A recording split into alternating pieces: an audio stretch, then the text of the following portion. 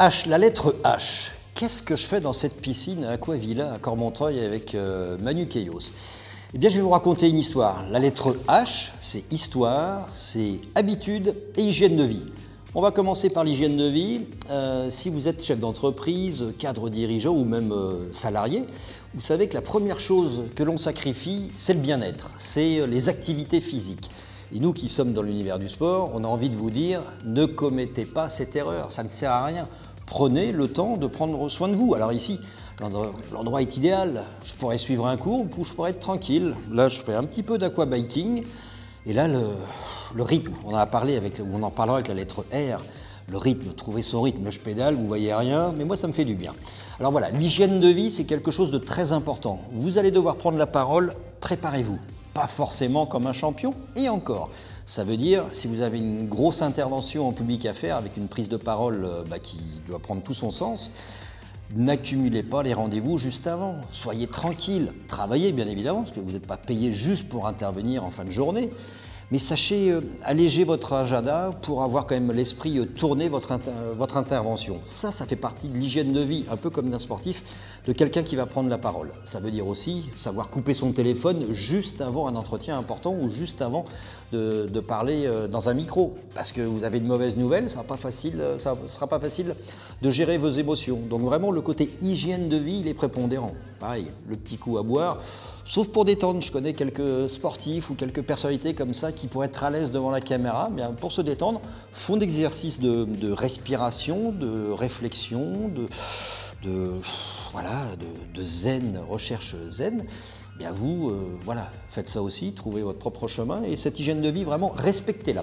Alors le H, c'est aussi l'habitude, la force de l'habitude. On en parlera avec le mot routine, c'est aussi quelque chose de similaire. L'habitude, c'est s'entraîner à parler. On a le stress, plus on va s'entraîner, c'est un peu comme le vertige, plus on va s'habituer, plus on sera à l'aise finalement. Et l'habitude, elle se travaille, c'est pas on s'improvise pas comme ça, ah j'y arrive pas. Si tu ne t'entraînes pas entre deux prises de parole, il est certain que tu vas pas progresser beaucoup. Je commence à prendre froid dans ce bassin. Et puis après, il y a le H de histoire. Pensez toujours à raconter une histoire avec un début, un milieu, une fin. Il y a quelques personnes que j'ai accompagnées qui sont plutôt épicuriens dans l'âme. Et je leur disais, tiens, c'est plutôt que de faire la comparaison juste de raconter une histoire comme dans un livre avec toujours quelque chose en sortie, eh bien, tu fais entrée, plat, dessert. Et dans une histoire, il y a plein de choses à ne pas négliger. L'entrée tout d'abord, parce que c'est là où vous allez capter l'attention des gens tout de suite. Si vous ratez un petit peu au départ, ça va être très compliqué, surtout si le laps de temps de l'intervention est assez court, assez bref, ça va être compliqué de vous rattraper. Alors vraiment, soignez votre entrée. On va dire que le plat principal, le plat de résistance, c'est la partie la plus simple finalement, parce que c'est celle que vous aurez travaillé en amont, c'est vraiment tout votre argumentaire, c'est tout ce que vous avez envie de raconter à votre auditoire. Pensez bien toujours à l'auditoire, c'est pas pour vous que vous parlez, ce sont les mots que vous allez choisir, c'est pour votre auditoire. Et puis surtout, le dessert. Alors moi je suis pas très sucre, et pour autant, lorsqu'on prend la parole en public, il faut respecter ce triptyque entrée, plat, dessert. La conclusion, elle est prépondérante, parce que c'est ce qui va rester. Moi, j'ai eu la chance de commenter pendant très longtemps de la boxe, plutôt boxe anglaise, des reprises pour les professionnels de 3 minutes. Et bien, à chaque dernière minute de chaque round, on s'aperçoit qu'un boxeur qui est un peu plus en forme ou qui veut prendre l'ascendant va accélérer, va essayer de marquer les points à ce moment-là, tout simplement. Pourquoi ? Alors, pour se rassurer, pour impressionner l'autre pendant la minute de repos, et puis aussi parce que c'est le moment de la notation. C'est le moment où les juges notaient la carte de score, est-ce que la reprise a été gagnée ou non. Et bien pour vous, pour la prise de parole, ce sera pareil.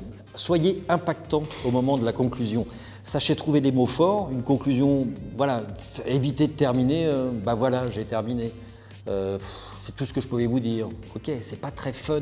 Par contre, si vous trouvez une bonne formule, quelque chose vraiment qui va retenir l'attention, je pense que vous aurez gagné et votre histoire, elle sera suivie du plus bel effet. H comme handball. À l'occasion des 8-9 par exemple, que ce soit à Nancy ou à Reims, avec notre réseau, on a eu le plaisir de rencontrer 3 personnalités du monde du handball. La première, il s'agit de Laurent Busselier. Laurent, je l'ai connu lorsqu'il était joueur à Chambéry, à Montpellier surtout. Et puis Laurent Busselier, qui est aujourd'hui manager à Célestat, en Alsace, a un parcours intéressant parce que quand on est handballeur, même de haut niveau, on ne gagne pas forcément des 1000 et des 100. Et du temps où il jouait à Chambéry, il avait un restaurant qui s'appelait Le Vestiaire, où il accueillait, il bossait au club de Chambéry, il jouait, hein, attention, c'était un joueur de l'équipe de France, et puis ensuite il allait gérer son restaurant. Alors voilà, petit clin d'œil à Laurent Busselier. Et puis il y en a deux qu'on a accueillis au 8-9 à Reims. Je me souviens entre autres de Sébastien Bosquet, double champion du monde, double champion d'Europe de handball, et qu'on avait reçu à l'hôtel Continental avec toute l'équipe d'Olivier Roger. Et c'est vrai que Seb, surnommé la bûche, c'est quelqu'un de généreux, beaucoup d'humilité. Il a joué entre autres à Montpellier. C'est quelqu'un qui vient du Schnorr, hein. Lui, c'est Dunkerque, sa ville natale, où il a été champion de France avec ce club-là. Et c'est vrai que Seb, c'est quelqu'un qui n'était pas forcément destiné à devenir entraîneur. Il a pourtant passé ses diplômes en marge d'une société qui fait de l'événementiel, en tous les cas qui fait des objets publicitaires. Et puis là, c'est drôle, le hasard fait qu'il y a quelques mois, sa fille est venue s'installer à Reims pour faire ses études en STAPS et elle joue dans l'équipe de Reims. Et puis au fil des rencontres, il est devenu l'entraîneur de cette équipe féminine. Donc voilà, une nouvelle expérience pour Sébastien Bosquet. Et puis le troisième, j'ai gardé non pas le meilleur pour la fin, mais pas loin quand même, c'est Air France, Daniel Narcisse. Alors là, les titres, il y en a partout, vous pouvez les consulter, que ce soit champion olympique, champion d'Europe, champion du monde. Daniel Narcisse, il a tout gagné et on l'avait reçu dans un 8-9 très exceptionnel à l'Arena de Reims. Et c'est vrai que Daniel, voilà, c'est quelqu'un qui avait une envergure incroyable, que j'ai connu aussi à Chambéry. C'était un jeune réunionnais qui avait été pris sous son aile par Mr. Jackson Richardson. Et puis ensuite, il y a eu bien évidemment son aventure en Allemagne où il a fait vraiment parler de lui, quelqu'un qui avait une envergure extraordinaire sur le terrain, une impulsion hallucinante.